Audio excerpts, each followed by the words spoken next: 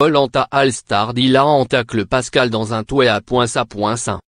Cette année, le programme phare de TF1, Koh-Lanta, a pris des allures d'émission de télé-réalité.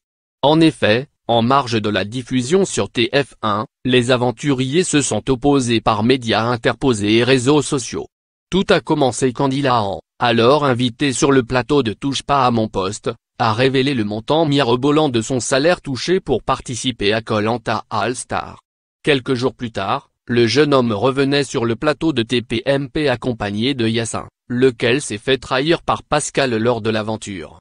Suite à cette séquence sur C8, Pascal avait littéralement perdu ses nerfs. Dans une vidéo postée sur YouTube, l'aventurier originaire du sud de la France avait décidé de régler ses comptes avec ses anciens amis de l'aventure.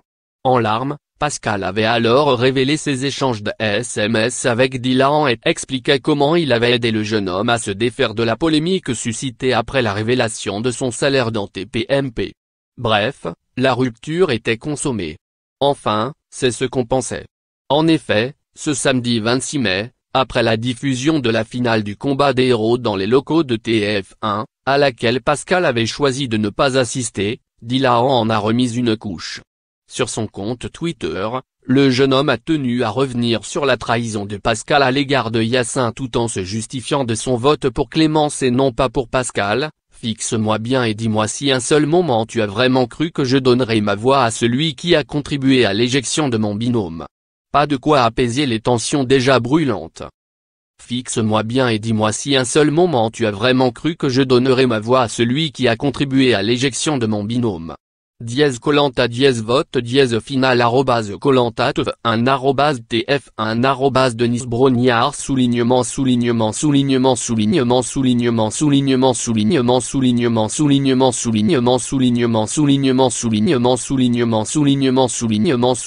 la reine du game, @clemencecastellimpique.twitter.com/ma2kdahvznhc. Par Sarah Mana.